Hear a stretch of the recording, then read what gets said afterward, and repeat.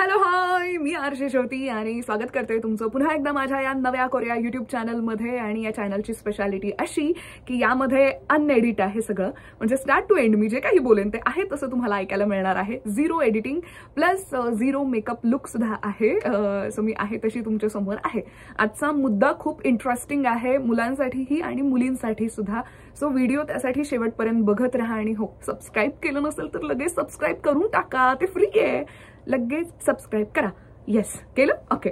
So आजचा मुद्दा आहे की प्रपोज करताना कोणती काळजी घ्यावी किंवा प्रपोज कसा करावा नेमका। ओके, सो सगळ्यात आधी मी मुलांबद्दल बोलते आणि त्यानंतर मुलींनी कसा प्रपोज करायचा याबद्दल बोलते, कारण मुलांना जरा जास्त समजवायला लागतं असं मला वाटतं। सो सगळ्यात आधी मी तर सांगेन मुलांनाही आणि मुलींनाही की प्लीज जी व्यक्ती तुम्हाला आवडली आहे, म्हणजे बऱ्यापैकी माहिती काढा की ती व्यक्ती सिंगल आहे की नाही, नाहीतर उगाच तुम्ही खूप मेहनत घेणार आणि ती एंगेज निघाली तर मग तुम्हाला त्रास होणार, अरे असं कसं झालं, आणि ब्रेकअपची तुम्ही वाट बघत बसणार।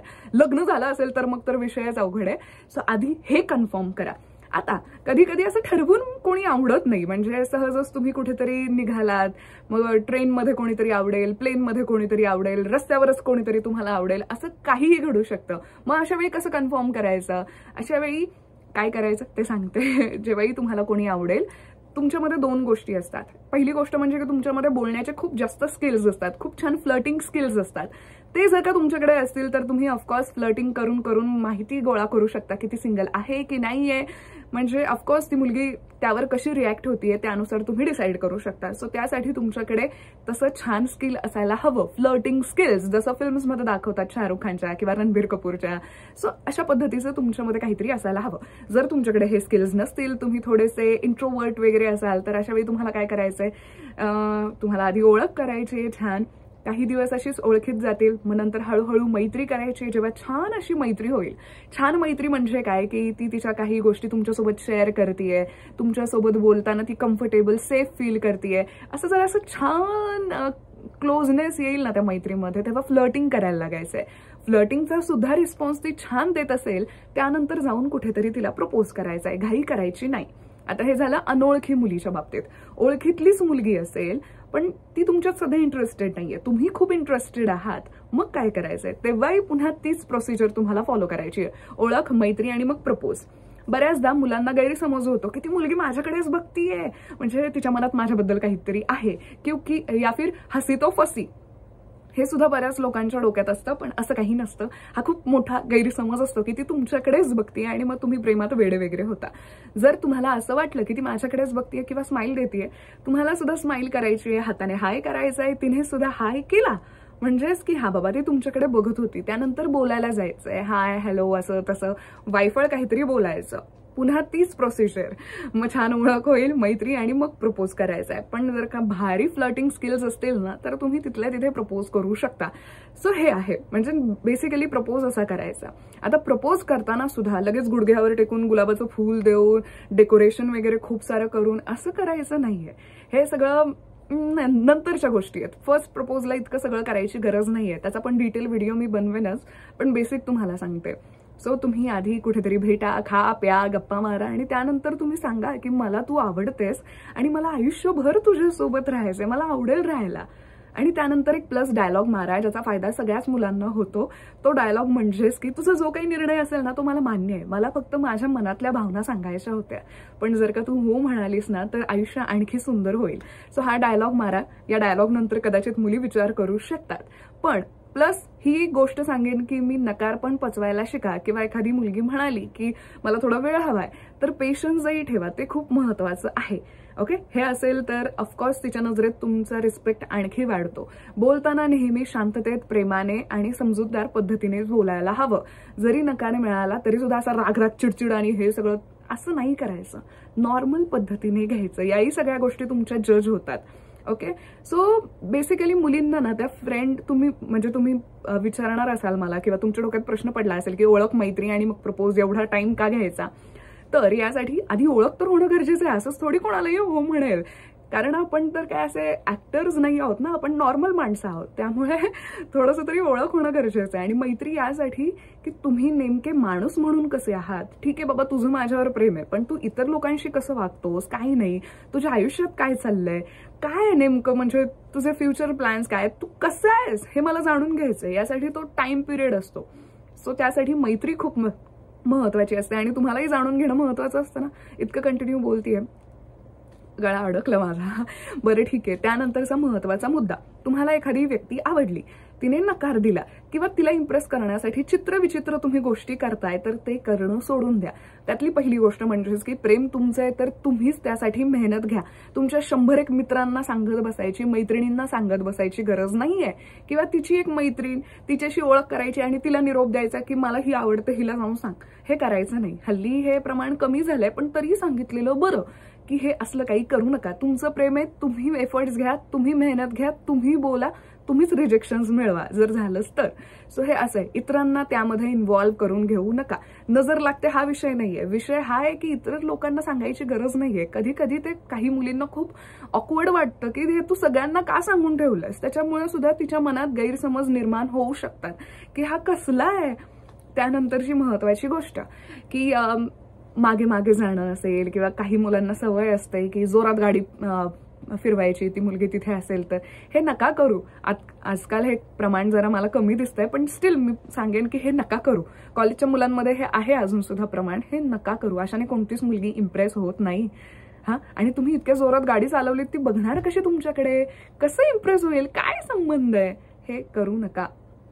आणि आणखी एक मी गोष्ट सांगितली ती म्हणजे की मागे मागे जाणं.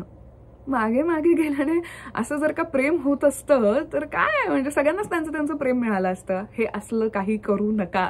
तुमच्या बोलण्याने मुली इम्प्रेस होत राहतात. आता तुमचं इम्प्रेशन कसं पाडायचं मुलींवर याचा सुद्धा मी एक छान व्हिडिओ बनवणार आहे. पण बेसिक तुम्हाला सांगते की ऑफकोर्स तुम्ही किती छान बोलता यावर डिपेंड आहे. तुमच्या लुक्सपेक्षाही तुमचं बोलणं, इंटरेस्टिंग बोलणं खूप मॅटर करतं मुलींना. सो मागे मागे जाणं वगैरे बंद करा.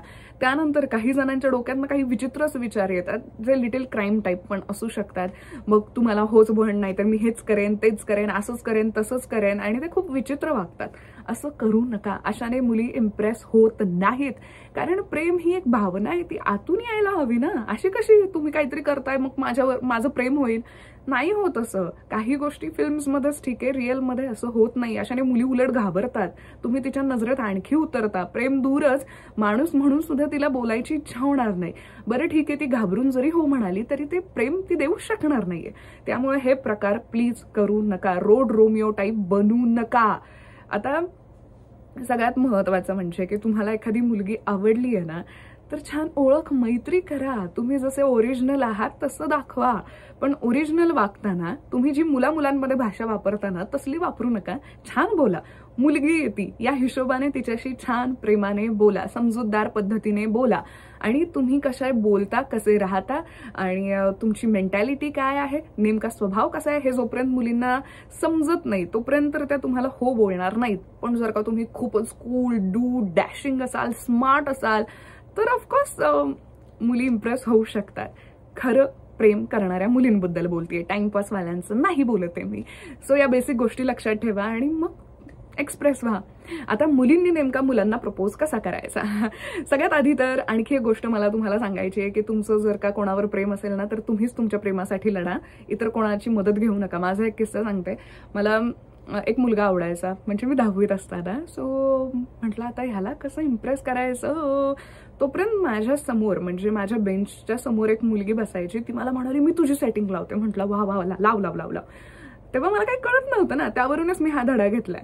सो ती म्हणाली लावते आणि तिने तिची सेटिंग लावली त्याच्यासोबत. म्हटलं हा काय प्रकार आहे, मतलब दिल जुडने से पहले मेरा टूट गया. सो तेव्हापासून मी एक धडा घेतलाय की आपलं प्रेम आहे तर आपणच एक्सप्रेस झालं पाहिजे, आपणच बोललं पाहिजे.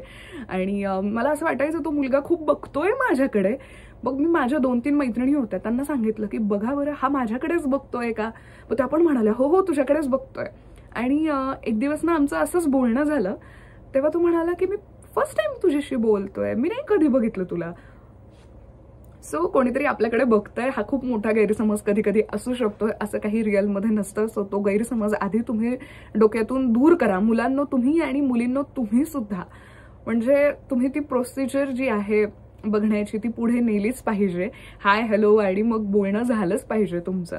सो मुलींनी प्रपोज करताना मुलींची बऱ्यापैकी थोडीशी असते ना, लाज असते, त्यामुळे त्या डायरेक्ट खुलून बोलत नाही. काही बोलतात, काही जणांची तेवढीशी हिंमत होत नाही, म्हणजे एक वेगळी लाज असते, ती चांगली लाज असते. सो तुम्हाला एखादा मुलगा आवडला ना, तुम्ही त्याला मेसेज करू शकता. तिथे ना आवाज ऐकता येणार आहे ना पाहता येणार आहे, मेसेजवर जे काही असेल ते असेल. किंवा तुम्ही हिंट्स देऊ शकता समोरच्याला की बाबा मी तुझ्यात इंटरेस्टेड आहे, आता तू मला प्रपोज कर. आणि त्या हिंट्स चांगल्या पद्धतीने द्या. आता कशा द्यायच्या याचाही मी एक सेपरेट छान व्हिडिओ बनवेन, पण हिंट्स द्या जेणेकरून तो मुलगा स्वतःहून तुम्हाला प्रपोज करेल. आणि मला खरंच असं वाटतं की आपण ना प्रपोज करून टाकावं. दिल की बात दिल में नहीं रखनी चाहिए. उद्या नाहीतर कुछ कुछ होत आहे मधल्या अंजली सारखं होईल, ती काही बोलत नाही, नंतर मग असं वाईट वाटतं. सो बोलायला हवं, खूप खूप खूप महत्वाचं आहे. मनात ज्या भावना आहेत त्या बोलायला हव्यात. नंतर म्हणजे म्हातारपणी तर रिग्रेट व्हायलाच नको की मी बोलले असते तर कसलं भारी असतं. काय लाज आहे त्यात, म्हणजे हां लाज आहे, बट न बोलण्यापेक्षा तर हे बरं आहे ना. सो डर के आगे जीत है, बोलो जो दिल में हो. आणि मला असं वाटतंय की बऱ्याच यामध्ये गोष्टी आहेत ज्याचा मी एक सेपरेट व्हिडिओ सुद्धा बनवेन. आता ऑलरेडी व्हिडिओ 10-11 मिनिटांचा गेलाय. सो बेसिक या गोष्टींवर फोकस करा, बऱ्यापैकी भलं होईल तुमचं. फर्स्ट डेट कशी असावी, काय गिफ्ट द्यावे, कसं जावं, काय घालावं, सगळं सगळं सगळं मी तुम्हाला सांगणार आहे नेक्स्ट व्हिडिओजमध्ये. सो त्यासाठी तुम्हाला आधी सबस्क्राईब करावं लागेल मला. आणि तुम्ही जर का सबस्क्रायबर्स वाढवले, व्ह्यूज वाढवले, तर मग माझी आणखी इच्छा होईल की नवीन नवीन छान इंटरेस्टिंग टॉपिक तुमच्यासाठी घेऊन येण्याची. सो हे नक्की करा, लगेच सबस्क्राईब करून टाका. बाकी नेहमी खुश रहा, प्रेमात रहा. प्रेमात काही प्रॉब्लेम झालेच तर मी आहे सॉल्व्ह करायला, टेन्शन घेऊ नका, बिंदास रहा, खुश रहा. बाकी आय लव्ह यू, बाय. भेटूया नेक्स्ट व्हिडिओमध्ये.